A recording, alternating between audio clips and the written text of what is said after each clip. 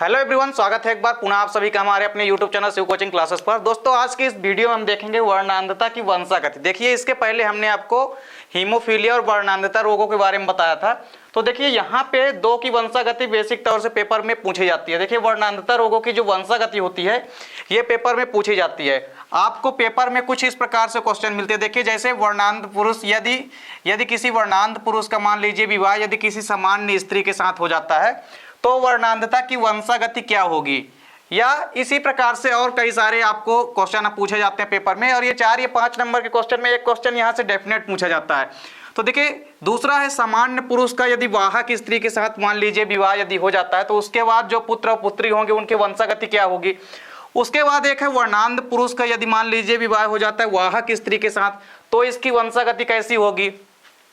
और एक है सामान्य पुरुष तथा वर्णांध पुरुष का यदि आपस में विवाह होगा तो यहाँ पे इन रोगों की वंशागति जो वर्णांधता की है वो कैसी रहेगी। तो वर्णांधता की वंशागति को समझने से पहले सबसे पहले तो मालूम होना चाहिए वर्णांधता के बारे में। तो देखिए, वर्णांधता की यदि बात करें, या इसको हम क्या बोलते हैं, कलर ब्लाइंडनेस। क्या बोलते हैं इसको हम, कलर ब्लाइंडनेस। अब देखिए, यदि हम वर्णांधता की बात करें या कलर ब्लाइंडनेस की, तो क्या होता है कि जो गुणसूत्र होते हैं, गुणसूत्रों में देखिए जो यक्ष गुणसूत्र होता है उस यक्ष गुणसूत्रों पर क्या पाए जाते हैं, कुछ जीन पाए जाते हैं। देखिए, यक्ष गुणसूत्रों पर एक जीन पाया जाता है जो कि प्रभावी जीन है। अब इस प्रभावी जीन की यदि उपस्थिति है तो ये प्रभावी जीन जो है कहाँ पाए जाते हैं, तो ये जो हैं कहाँ पाए जाते हैं। देखिए, जो आँख में हम कह सकते हैं जो कुछ रंग संवेदी जो वर्णक हैं उनमें रंग संवेदी कोशिकाओं में कौन से यहाँ पे प्रभावी जीन पाए जाते हैं। तो रंग कोशिकाओं या हम कह सकते हैं रंग वर्णक जीन्स जो पाए जाते हैं आंखों में, तो उनके द्वारा जो है कलर का निर्धारण होता है। अब यदि वो जीन क्या हो जाए, मान लीजिए अप्रभावी, अप्रभावी को हम स्मॉल से दर्शाएंगे। तो मान लीजिए यदि जीन यहाँ पे अप्रभावी हो जाते हैं तो ऐसी कंडीशन में आदमी क्या करेगा, जैसे मान लीजिए कोई भी पुरुष या स्त्री है, इसमें क्या हो जाता है कि कलर ब्लाइंडनेस हो जाती है, यानी जो कलर पहचानने की क्षमता है। और खासकर से यदि हम बात करें लाल और हरे, लाल व हरे रंग की जो वर्णांधता होती है यह सबसे सामान्य प्रकार की वर्णांधता होती है और इसी वर्णांधता के बारे में हम पढ़ेंगे। अब देखिए, यदि लाल या हरे रंग की वर्णांधता हो जाती है तो इसमें देखिए ये जो प्रभावी जीन है ये कैसे हो जाएंगे, अप्रभावी। यानी जब जीन अप्रभावी हो जाते हैं तभी क्या होती है, कलर ब्लाइंडनेस होती है। यानी आदमी को या तो लाल व हरे में से केवल लाल ही रंग दिखाई देगा या तो लाल व हरे में से केवल हरा ही रंग दिखाई देगा। तो यहाँ पे हमको समझना है कि इस प्रकार से कलर ब्लाइंडनेस हो जाती है, यानी कलर में स्पष्ट अंतर विभेद नहीं कर पाता पुरुष या स्त्री। तो देखिए, यहाँ पे क्या है कि वर्णांधता रोगों में क्या होता है कि रंग को पहचानने की जो वो होती है क्षमता होती है उसमें कमी आ जाती है। यानी जो जीन अप्रभावी हो जाते हैं, जो कलर संवेदी जीन होते हैं वो क्या हो जाते हैं, अप्रभावी हो जाते हैं, जिस कारण से ये लाल व हरे रंग को पहचानने में क्या हो जाती है, विभेद स्पष्ट नहीं कर पाते हैं। इस कारण से वर्णांधता रोग हो जाता है। तो वर्णांधता रोग बेसिकली जो है ये यक्ष गुणसूत्रों पर स्थित होते हैं। ये देखिए, अब चूंकि अप्रभावी है तो इसलिए हम इसको स्मॉल सी से यहाँ पे डिनोट कर रहे हैं। अब यहाँ पे देखिए, यदि कलर ब्लाइंडनेस की बात करें तो ये कलर ब्लाइंडनेस का जो जीन है ये यक्ष गुणसूत्र पर स्थित होता है। आप बताइए, यदि हम बात करें किसमें, यदि हम मेल में बात करें तो मेल में एक यक्ष और एक वाई गुणसूत्र होता है।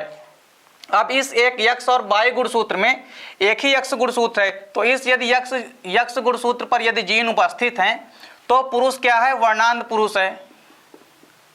तो पुरुष कैसा होगा, वर्णांध होगा। यदि हम बात करें किसमें, यदि हम बात करें फीमेल में, यदि हम बात करते हैं फीमेल में तो फीमेल में देखिए क्या होगा, फीमेल में अब चूंकि दोनों ही 23वां जोड़ा जो लिंग गुणसूत्र है क्या होता है, यक्ष यक्ष होता है। तो अब देखिए, यदि एक गुणसूत्र पर, यदि एक यक्ष पर स्मॉल सी यानी एक यक्ष पर यदि कलर ब्लाइंडनेस का जो जीन है वो उपस्थित है और एक यक्ष गुणसूत्र पर उपस्थित नहीं है तो इसको हम क्या बोलेंगे, वाहक। इसको हम क्या बोलेंगे, वाहक स्त्री बोलेंगे। यदि स्त्री के दोनों X गुणसूत्रों में से किसी केवल एक ही X गुणसूत्र पर यदि अप्रभावी जीन या हम कह सकते हैं कलर ब्लाइंडनेस का जीन उपस्थित है तो वो स्त्री क्या कहलाएगी, वाहक कहलाएगी। और यदि देखिए दोनों गुणसूत्रों पर यदि ये जीन उपस्थित है तो इस प्रकार की वर्णांध, इसको हम क्या कहेंगे, वर्णांध स्त्री कहेंगे। यानी जिन स्त्री के दोनों X गुणसूत्रों पर ये जीन उपस्थित रहेंगे उसको हम क्या कहेंगे, वर्णांध स्त्री कहेंगे। तो अब आपको यहाँ पे समझ में आ गया होगा। अब देखिए यहाँ पे इसकी कई प्रकार की वंशागति देखने को मिलती है। तो सबसे पहले हम बात करते हैं, अब देखिए यहाँ पे यदि हम बात करें, सबसे पहला है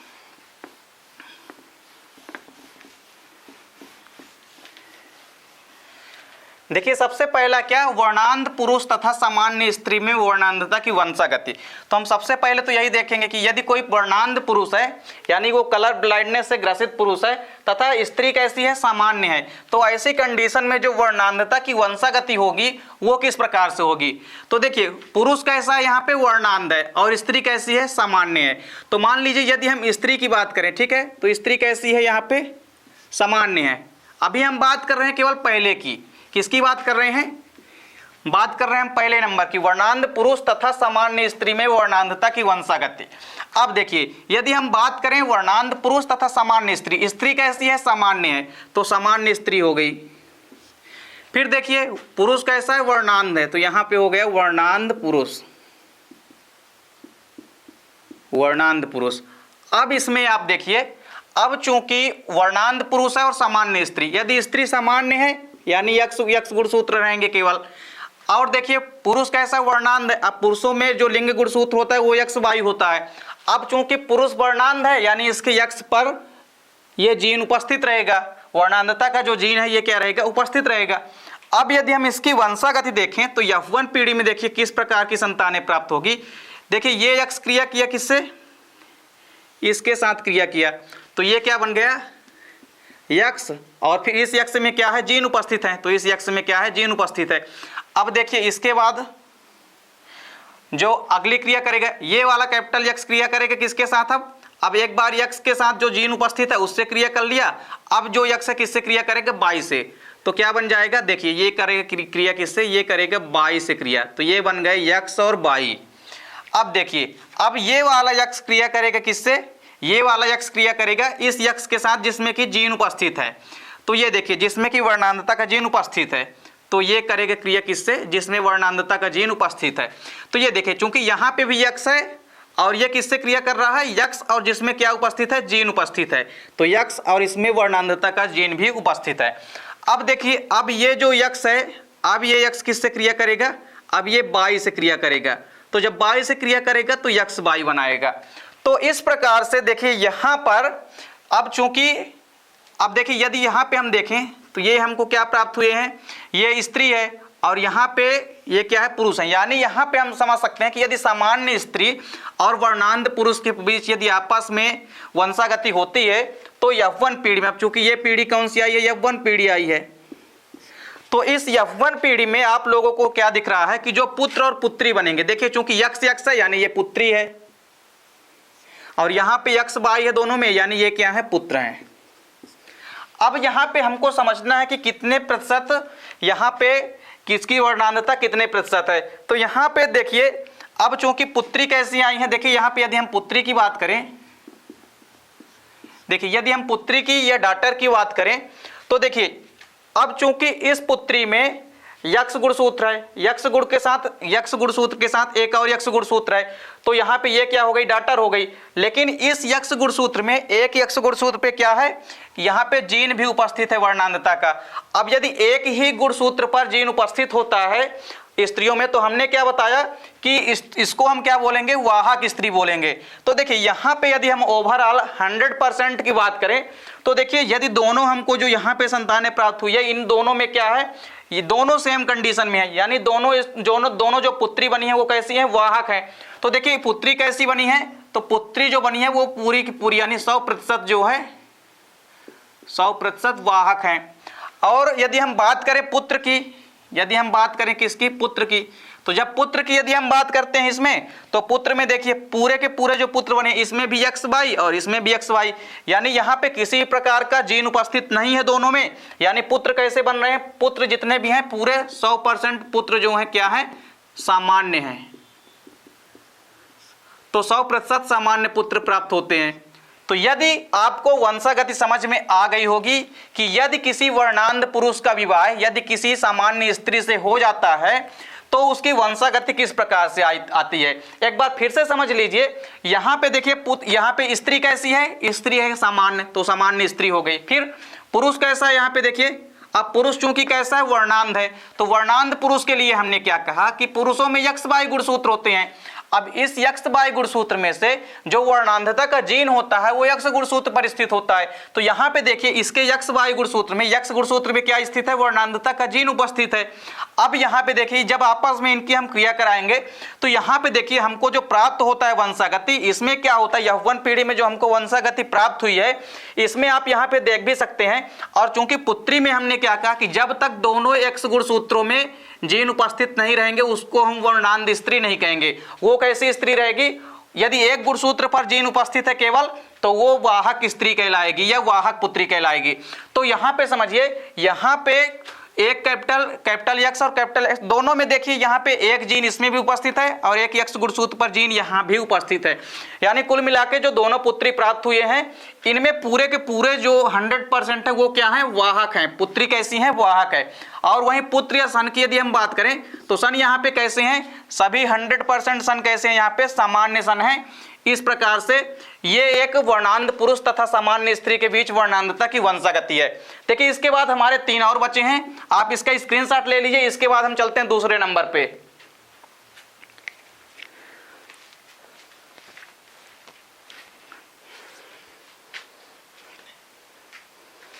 अब देखिए दूसरे नंबर की यदि हम बात करें तो दूसरा हमारा क्या है,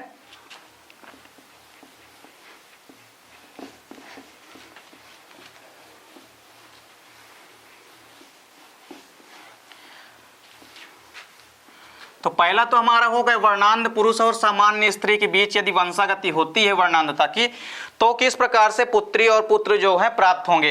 अब देखिए दूसरा क्या है, यहाँ पे दूसरा है वाहक। देखिए सामान्य पुरुष तथा वाहक स्त्री, स्त्री कैसी है, यहाँ पे वाहक है और पुरुष कैसा है, यहाँ पे सामान्य है। तो देखिए स्त्री कैसी है, वाहक स्त्री है। तो पहले हम स्त्री लिख लेते हैं, तो स्त्री कैसी है, वाहक है, तो वाहक स्त्री हो गई। फिर इसके बाद देखिए पुरुष कैसा है, पुरुष सामान्य है, तो यहां पे हमने ले लिया कि पुरुष क्या है, सामान्य पुरुष। अब देखिए, अब चूंकि वाहक स्त्री यानी यहां पे स्त्री कैसी है, कैरियर है। कैरियर को हम बोलते हैं हिंदी में वाहक, तो वाहक को हम इंग्लिश में क्या बोलते हैं, कैरियर। तो देखिए पुरुष यहां पे क्या है, सामान्य है और स्त्री कैसी है, वाहक है। तो वाहक स्त्री के लिए देखिए हम क्या लिखेंगे, हमने आपको पहले भी बताया कि 2 X गुणसूत्रों में से यदि किसी एक गुणसूत्र पर, 2 गुणसूत्रों में से यदि किसी एक गुणसूत्र पर या एक X गुणसूत्र पर, अब चूंकि दोनों X गुणसूत्र हैं तो एक यदि X गुणसूत्र पर जीन उपस्थित है वर्णांधता का तो वो क्या कहलाएगी, वाहक स्त्री कहलाएगी।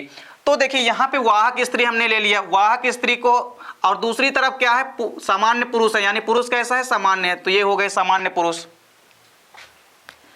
अब देखिए, अब जब यहाँ पे पुरुष सामान्य है चूंकि, तो इनकी जब आपस में वंशागति कराएंगे तो देखिए ये X क्रिया करेगा किससे, इस X के साथ, तो यहाँ पे X बन गया।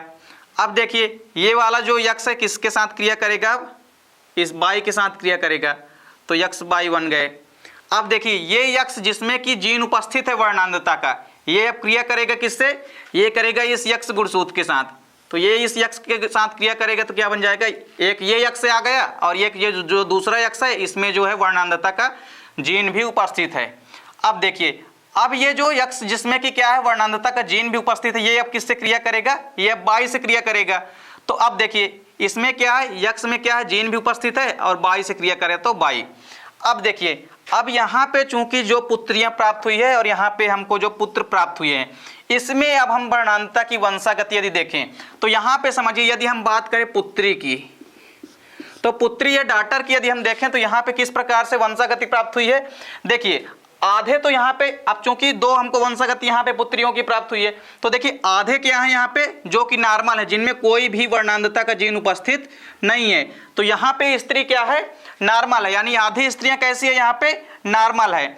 वहीं यदि बात करें, अब चूंकि यहाँ पे वाहक स्त्री से हमको क्या प्राप्त हो रही है, चूंकि यहाँ पे पुत्र और पुत्री प्राप्त हो रहे हैं, तो देखिए यहाँ पे जो पुत्री प्राप्त हो रही है उसमें किसी भी प्रकार का जीन नहीं है।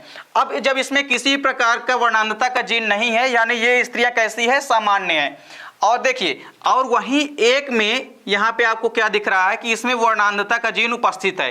अब वर्णांधता का जीन चूंकि एक ही एक्स क्रोमोसोम पर स्थित है, इसलिए स्त्री क्या है यहाँ पे, या पुत्री क्या है यहाँ पे, वाहक है। तो देखिए आधी स्त्री कैसे हैं, यहाँ पे सामान्य है, और आधी स्त्रियां यहाँ पे क्या है, वाहक है। तो देखिए अब चूंकि आधी स्त्रियां यहाँ पे क्या है, सामान्य है, तो 50% जो है क्या है, 50% सामान्य है स्त्रियां। वहीं 50% कैसी हैं, वहीं 50% क्या हो जाएंगी, वाहक हो जाएंगी, क्योंकि इनमें वर्णांधता का जीन उपस्थित है। तो देखिए यदि हम बात करें वर्णांधता की वंशागति में, तो इसमें 50% सामान्य स्त्री प्राप्त हो गए और 50% वाहक स्त्रियां हैं। वहीं यदि अब हम पुत्र की बात करें, अब यदि हम बात करें किसकी, पुत्र की बात करें, तो पुत्र में देखिए ये एक्स वाई क्या है, ये यहाँ पे पुत्र क्या है, सामान्य है। तो देखिए, और इसमें एक में देखिए क्या है, एक में चूंकि वर्णांधता का जीन उपस्थित है, यानी यहाँ पे भी क्या है, आधे में क्या है, आधे पुत्र जो हैं वो कैसे हैं, सामान्य हैं, और आधे पुत्र यहाँ पे क्या है, वाहक हैं। वाहक नहीं, चूंकि देखिए यदि हम बात करें मेल में, तो चूंकि एक ही एक्स गुणसूत्र होता है, तो यदि एक्स गुणसूत्र पर जीन उपस्थित है, मतलब पुरुष क्या है, वर्णांध है, तो यहाँ पे देखिए आधे पुरुष तो क्या है, सामान्य है, और आधे पुरुष क्या है, यहाँ पे वर्णांध है। तो देखिए 50% क्या हो जाएगा, 50% तो सामान्य पुत्र है, वहीं 50% यहाँ पे क्या है, वर्णांध पुरुष है, यानी कलर ब्लाइंड है। तो इस प्रकार से यदि हम बात करें एक सामान्य पुरुष तथा वाहक स्त्री में, तो सामान्य पुरुष यहाँ पे है और वाहक स्त्री में, तो सामान्य पुरुष और वाहक स्त्री के बीच यदि हम वर्णांधता की वंशागति की बात करते हैं, या एक सामान्य पुरुष का विवाह वाहक स्त्री के साथ हो जाता है, तो उसके वर्णांधता की वंशागति कुछ इस प्रकार से होती है। यदि हमने सामान्य पुरुष की क्रिया कराई किससे, वाहक स्त्री के साथ, तो आपको यहाँ पे देखने को मिल रहा है कि जो पुत्री है इसमें 50% सामान्य है और 50% वाहक है। वहीं पुत्रों की यदि हम बात करें तो 50% सामान्य पुत्र हैं और 50% यहाँ पे वर्णांध पुत्र हैं। चलिए इसके बाद इसका भी स्क्रीनशॉट ले लीजिए। इसके बाद हम तीसरे नंबर पे आते हैं।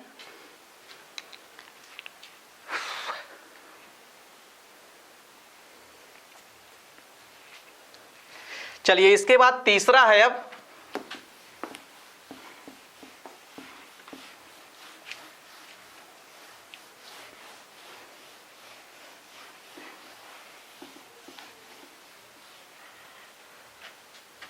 चलिए अब इसके बाद हमारा तीसरा है। तीसरा क्या है हमारा, ये वाला देखिए। तीसरा क्या है, अब यदि वर्णांध पुरुष का विवाह यदि किसी वाहक स्त्री के साथ हो जाता है, ये देखिए ये कुछ अलग है यहाँ पे। यदि वर्णांध पुरुष का विवाह किसके साथ हो जाता है, किसी वाहक या कैरियर स्त्री के साथ हो जाता है, तो उसके वर्णांधता की वंशागति भी समझ लेते हैं। तो देखिए यहाँ पे वर्णांध पुरुष है और वाहक स्त्री है, तो स्त्री कैसी है, यहाँ पे वाहक है, तो यहाँ पे हम लिख लेंगे वाहक स्त्री। स्त्री कैसी है, वाहक, तो हमने लिख लिया वाहक स्त्री। फिर पुरुष कैसे, यहाँ पे वर्णांध, तो हमने वर्णांध पुरुष लिख लिया, वर्णांध पुरुष। अब देखिए आपको यहाँ पे कंफ्यूज नहीं होना है, आप इसको वर्णांध पुरुष को आप इधर भी कर सकते हो या आप वाहक स्त्री को इधर भी कर सकते हो, इसमें किसी प्रकार की प्रॉब्लम नहीं है। तो देखिए यहाँ पे यदि हम बात करें स्त्री कैसी है, स्त्री कैसी है, वाहक है, तो आप देखिए स्त्री वाहक है, मतलब इसके किसी एक गुणसूत्र पर क्या उपस्थित रहेंगे, वर्णांधता का जीन उपस्थित रहेगा। वहीं यहाँ पे देखिए पुरुष कैसा है, वर्णांध है, यानी पुरुष में यक्स और वाई गुणसूत्र होते हैं, तो एक यक्स गुणसूत्र जो है इसमें भी जीन क्या है, इसमें भी वर्णांधता का जीन उपस्थित रहेगा। तो अब देखिए यदि हम इनकी वंशागति देखें, तो ये देखिए ये कैपिटल यक्स क्रिया करेगा, ये वाला यक्स क्रिया करेगा जिसमें कि जीन उपस्थित नहीं है अभी, ये किससे क्रिया करेगा, इस यक्स के साथ करेगा जिसमें कि वर्णांधता का जीन उपस्थित है। तो यहाँ पे ये देखिए ये एक यक्स है और एक यक्स ये है जिसमें कि वर्णांधता का जीन उपस्थित है। वहीं देखिए अब ये यक्स किसके साथ क्रिया करेगा, इस बाई के साथ क्रिया करेगा, तो ये यक्स बाई बन जाएगा। अब देखिए ये जो यहाँ पे वाहक स्त्री में चूंकि एक यक्स गुणसूत्र पे जिसमें जीन उपस्थित है वर्णांधता का, ये क्रिया करेगा किससे, ये भी क्रिया करेंगे किसके साथ, ये भी वर्णांध पुरुष में जो यक्स क्रोमोसोम में जीन है उसके साथ क्रिया करेंगे। तो देखिए यहाँ पे भी यक्स में आप देख सकते हो जीन उपस्थित है, और यहाँ पे भी यक्स गुणसूत्र पर क्या उपस्थित है, जीन उपस्थित है। अब देखिए ये यक्स गुणसूत्र जिसमें कि जीन उपस्थित है ये क्रिया करेगा किससे, ये इस बाई के साथ क्रिया करेगा। तो ये बाई के साथ जब क्रिया करेगा तो यक्स और जिसमें जीन उपस्थित है और फिर यहाँ पे बाई। तो अब देखिए यहाँ पे यदि हम इन पुत्रियों की बात करें और इन पुत्रों की, तो इन पुत्री और पुत्रों की यदि हम बात करें तो देखिए सबसे पहले हम बात करते हैं किसकी, पुत्री की। तो अब चूंकि देखिए पहले नंबर पे यहाँ पे एक यक्स गुणसूत्र पर चूंकि वर्णांधता का जीन उपस्थित है, तो स्त्रियों में यदि 2 यक्स गुणसूत्रों में से किसी एक यक्स गुणसूत्र पर यदि वर्णांधता का जीन उपस्थित है तो इसको हम क्या बोलेंगे कि पुत्री क्या है, वाहक है। तो यहाँ पे देखिए 50% तो क्या हो गई, वाहक हो गई, 50% वाहक पुत्री हो गई। अब देखिए इसके बाद जो 50% और बचे हैं इनमें क्या है, इनमें देखिए चूंकि दोनों यक्स गुणसूत्रों पर यहाँ पे जीन उपस्थित है वर्णांधता का, यानी 50% स्त्री यहाँ पे या पुत्री यहाँ पे क्या है, 50% पुत्री क्या है, वर्णांधता से ग्रसित है, यानी वर्णांध होंगी इस प्रकार से। वहीं यदि हम बात करें यहाँ पे पुत्र की, तो पुत्रों की यदि हम बात करें तो देखिए अब चूंकि यहाँ पे यक्स बाई बस है, यानी यहाँ पे पुत्र क्या है, सामान्य है, तो 50% पुत्र क्या है, सामान्य है।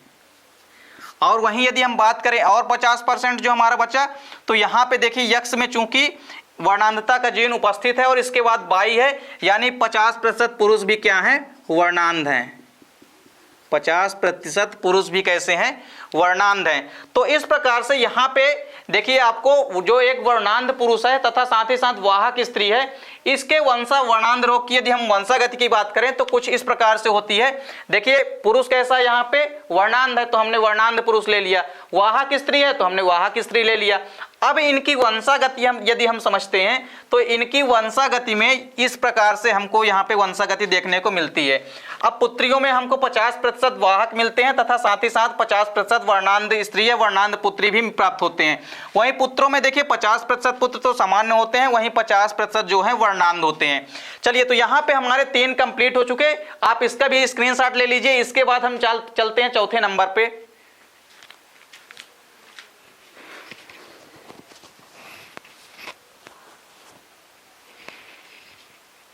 अब देखिए यदि हम चौथे नंबर की बात करें,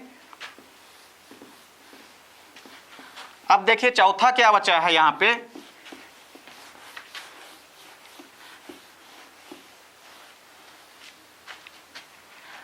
अब देखिए यहाँ पे सामान्य पुरुष एवं वर्णांध स्त्री। देखिए सामान्य पुरुष व वर्णांध स्त्री, सामान्य पुरुष और वर्णांध स्त्री के बीच में देखेंगे यहाँ पे। तो देखिए यदि पुरुष कैसा हो, सामान्य हो, वहीं स्त्री कैसी हो, वर्णांध हो, तो इसकी यदि हम वंशागति की बात करें तो देखिए अब चूंकि स्त्री कैसी है, यहाँ पे वर्णांध है, तो हमने स्त्री में क्या ले लिया, वर्णांध स्त्री। अब देखिए यदि वर्णांध स्त्री का विवाह किसी सामान्य पुरुष के साथ हो जाता है तो इस रोग की जो वंशागति होती है वो कुछ इस प्रकार से होगी। अब देखिए चूंकि पुरुष यहाँ पे क्या है, पुरुष चूंकि यहाँ पे सामान्य है तो हमने यहाँ पे सामान्य पुरुष ले लिया। अब पुरुष सामान्य है यानी यक्स बाई बस रहेगा, इसमें किसी प्रकार के जीन नहीं रहेंगे वर्णांधता के। वहीं यदि हम बात करें वर्णांध स्त्री की तो देखिए इसके, अब चूंकि स्त्री यहाँ पे वर्णांध है यानी दोनों एक्स क्रोमोसोम पर यहाँ पे वर्णांधता के जीन पाए जाएंगे। अब समझिए, अब यहाँ पे यदि हम बात करें तो अब चूंकि ये यक्स जिसमें कि उपस्थित है यहाँ पे वर्णांधता का जीन, ये क्रिया करेगा किससे, इस यक्स के साथ। तो ये देखिए एक यक्स ये नॉर्मल है तो नॉर्मल, और वहीं जो ये यक्स है हमारा इसमें क्या है, जीन उपस्थित है वर्णांधता का। अब देखिए अब ये यक्स जिसमें कि जीन उपस्थित है ये क्रिया करेगा किससे, ये करेगा बाई से। अब जब ये बाई से क्रिया करेगा तो ये क्या कहला जाएगा, यहाँ पे देखिए यक्स है, यक्स में जीन उपस्थित है यहाँ पे और बाई। अब देखिए अब ये यक्स जिसमें कि जीन उपस्थित है ये क्रिया करेगा किससे, ये क्रिया करेगा इस यक्स से। तो ये देखिए इनमें भी क्या है, एक यक्स नॉर्मल है और दूसरा यक्स जो यहाँ वाला है इसमें क्या है, वर्णांधता का जीन उपस्थित है। अब देखिए, अब यदि ये X का जीन जिसमें कि वर्णांधता का जीन उपस्थित है, ये क्रिया करता है किससे? यदि ये Y से करता है क्रिया, Y गुणसूत्र से, तो यहाँ पे देखिए X में तो चूंकि जीन उपस्थित है लेकिन Y यहाँ पे नॉर्मल है, तो इस प्रकार से वंशागति प्राप्त हो गई। अब देखिए यहाँ पे यदि हम पुत्रियों की बात करें और यहाँ पे आपस में यदि हम पुत्र की बात करें, तो यदि यहाँ पे हम किसकी बात करें? पुत्री की बात करें, और यहाँ पे किसकी बात करें? यदि हम पुत्र की बात करें, तो चलिए समझते हैं। यहाँ पे यदि किसी सामान्य पुरुष और वर्णांध स्त्री का विवाह आपस में हो जाता है तो उससे जो संतानें या जो पुत्र या पुत्री प्राप्त होंगे उसमें कितने प्रतिशत किसकी मात्रा रहेगी? तो देखिए पुत्रियों की यदि हम बात करें तो सबसे पहले हम बात कर लेते हैं पुत्रियों की यानी डॉटर की। तो पुत्रियों में यदि हम बात करें तो देखिए इसमें पहले नंबर पे क्या है? यक्ष, ये दोनों यक्ष गुणसूत्रों में से किसी एक ही यक्ष गुणसूत्र पर चूंकि जीन उपस्थित है इसलिए पुत्रियां क्या है? यहाँ पे वाहक है। अब इसमें भी आपको क्या दिख रहा है कि दोनों यक्ष गुणसूत्रों में से किसी एक ही गुणसूत्र पर जीन उपस्थित है वर्णांधता का। तो चूंकि यहाँ पे यदि दोनों गुणसूत्रों में से किसी एक ही गुणसूत्र पर यदि वर्णांधता का जीन उपस्थित है, इसको हम क्या कहते हैं? वाहक कहते हैं। तो यहाँ पे पूरे के पूरे यानी 100% जो भी पुत्रियां प्राप्त हुई है वो कैसी है? वो पूरे की पूरी वाहक है, यानी 100% यहाँ पे पूरे के पूरे वाहक पुत्री जो है प्राप्त होती हैं। वहीं यदि हम बात करें, यदि पुत्रों की बात करें, यदि हम पुत्र में बात करें तो पुत्रों में देखिए यहाँ पे अब चूंकि पुत्रों में यहाँ पे देखिए 2 जीन है, तो यहाँ पे देखिए इसमें भी यक्ष में यहाँ पे देखिए जीन उपस्थित है वर्णांधता का, और यहाँ पे भी यक्ष में वर्णांधता का जीन उपस्थित है। तो पुत्र पूरे यानी 100% जितने भी पुत्र हैं ये कैसे हैं? ये वर्णांध पुत्र हैं। तो दोस्तों उम्मीद करता हूं कि यहाँ पे आपको जो भी वर्णांधता की वंशागति है और वर्णांधता की वंशागति की हमने जितने भी प्रकार कराए हैं, ये कोई ना कोई क्वेश्चन पेपर में डेफिनेट यहाँ से आपको पूछा जाएगा। तो उम्मीद करता हूं दोस्तों वीडियो पसंद आई होगी। दोस्तों वीडियो यदि अच्छी लगे तो लाइक और कमेंट कीजिए, साथ ही साथ दोस्तों के बीच शेयर कीजिए। मिलते हैं दोस्तों नेक्स्ट वीडियो में, तब तक के लिए जय हिंद, वंदे मातरम।